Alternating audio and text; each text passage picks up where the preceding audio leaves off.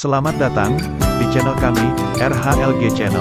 Sebelum kita lanjut, jangan lupa di like, subscribe, komen dan dibagikan, agar tidak ketinggalan video terbaru dari kami. Terima kasih. Makna dan filosofi rumah Batak Toba yang perlu kita ketahui. Suku Batak terdiri dari 6 kelompok puak yang sebagian besar menempati daerah Sumatera Utara, terdiri dari Angkola, Mandailing, Karo, Simalungun, Papak, dan Toba. Suku Batak Toba adalah masyarakat Batak Toba yang bertempat tinggal sebagai penduduk asli di sekitar Danau Toba di Tapanuli Utara. Pola perkampungan pada umumnya berkelompok.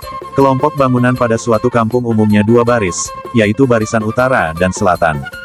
Barisan utara terdiri dari lumbung tempat menyimpan padi dan barisan atas terdiri dari rumah Batak. Rumah adat dipisahkan oleh ruangan terbuka untuk semua kegiatan sehari-hari. Desa-desa di daerah Danau Toba, meskipun saat ini telah kehilangan dibandingkan dengan bentuk desa masa lampau, tetapi ciri yang umum masih ada bahkan pada desa-desa yang kecil, yaitu dikelilingi oleh sebuah belukar bambu. Pohon-pohon bambu sangat tinggi dan seringkali sulit untuk melihat rumah-rumahnya dari luar desa itu, kecuali di daerah yang berbukit.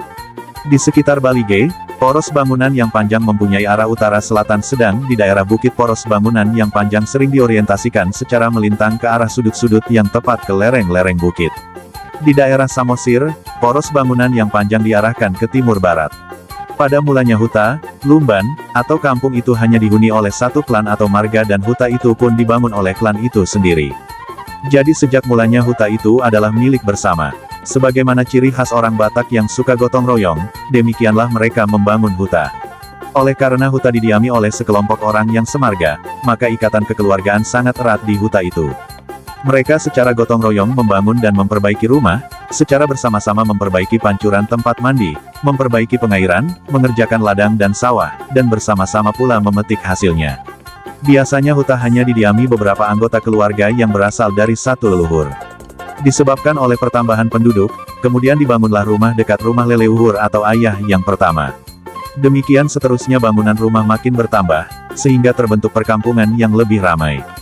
Sering pula kampung itu terdiri dari beberapa kelompok kampung-kampung kecil, yang hanya dipisahkan pagar bambu yang ditanam di pinggiran kampung. Adanya usaha beberapa orang dari anggota masyarakat dalam satu kampung untuk memisahkan diri dan membentuk kampung sendiri, dapat membuat berdirinya huta lain. Suatu huta yang baru, hanya dapat diresmikan kalau sudah ada izin dari huta yang lama, huta induk, dan telah menjalankan suatu upacara tertentu yang bersifat membayar hutang kepada huta induk. Rumah adat Batak Toba, makna dan filosofi. Rumah adat Batak Toba berdasarkan fungsinya dapat dibedakan ke dalam rumah yang digunakan untuk tempat tinggal keluarga disebut rumah, dan rumah yang digunakan sebagai tempat penyimpanan lumbung disebut soko. Bahan-bahan bangunan terdiri dari kayu dengan tiang-tiang yang besar dan kokoh. Dinding dari papan atau tepas, lantai juga dari papan sedangkan atap dari ijuk. Tipe khas rumah adat Batak Toba adalah bentuk atapnya yang melengkung dan pada ujung atap sebelah depan kadang-kadang dilekatkan tanduk kerbau, sehingga rumah adat itu menyerupai kerbau. Punggung kerbau adalah atap yang melengkung, kaki-kaki kerbau adalah tiang-tiang pada kolong rumah. Sebagai ukuran dipakai depa, jengkal, asta dan langkah seperti ukuran-ukuran yang pada umumnya dipergunakan pada rumah-rumah tradisional di Jawa, Bali dan daerah-daerah lain. Pada umumnya dinding rumah merupakan center point, karena adanya ukir-ukiran yang berwarna merah, putih dan hitam yang merupakan warna tradisional Batak. Rumah Gorga Sarimunggu yaitu rumah gorga yang memiliki hiasan yang penuh makna dan arti. Dari segi bentuk, arah motif dapat dicerminkan falsafah maupun pandangan hidup orang Batak yang suka musyawarah, gotong royong, suka berterus terang, sifat terbuka, dinamis dan kreatif. Rumah Parsantian didirikan oleh sekeluarga dan siapa yang jadi anak bungsu itulah yang diberi hak untuk menempati dan merawatnya. Di dalam satu rumah dapat tinggal beberapa keluarga, antara keluarga bapak dan keluarga anak yang sudah menikah. Biasanya orang tua tidur di bagian salah satu sudut rumah. Seringkali keluarga menantu tinggal bersama orang tua dalam rumah yang sama.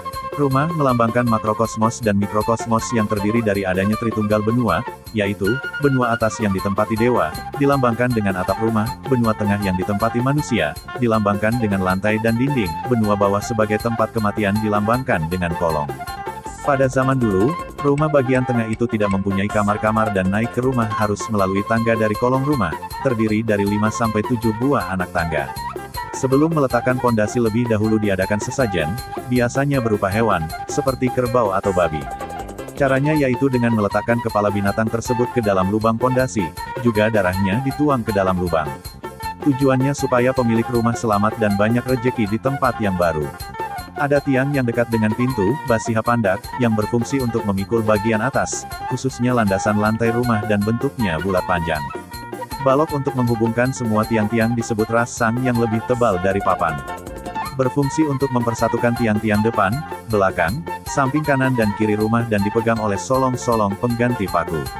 Pintu kolong rumah digunakan untuk jalannya kerbau supaya bisa masuk ke dalam kolong. Tangga rumah terdiri dari dua macam, yaitu, pertama, tangga jantan, balatuk tunggal, terbuat dari potongan sebatang pohon atau tiang yang dibentuk menjadi anak tangga. Anak tangga adalah lobang pada batang itu sendiri, berjumlah 5 atau 7 buah. Biasanya terbuat dari sejenis pohon besar yang batangnya kuat dan disebut sibagure. Kedua, tangga betina, balatuk boru-boru, terbuat dari beberapa potong kayu yang keras dan jumlah anak tangganya ganjil.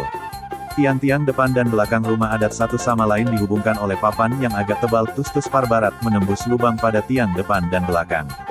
Pada waktu peletakannya, tepat di bawah tiang ditanam ijuk yang berisi ramuan obat-obatan dan telur ayam yang telah dipecah, bertujuan agar penghuni rumah terhindar dari mara bahaya.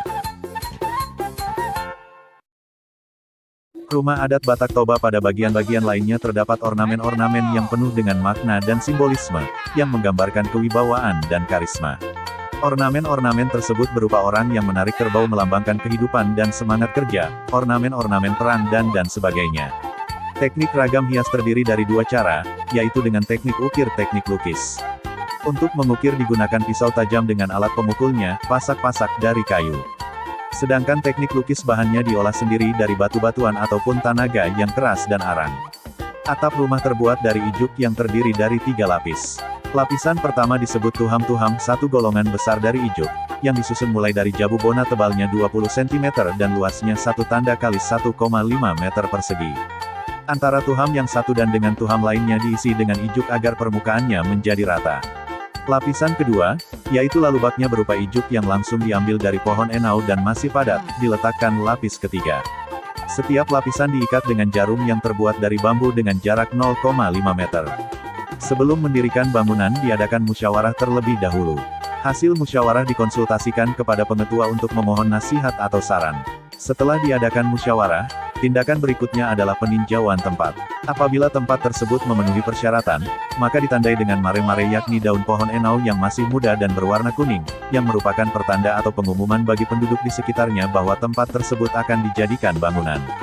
Tahap pertama adalah pencarian pohon-pohon yang cocok kemudian ditebang dan dikumpulkan di sekitar tempat-tempat yang akan didirikan rumah.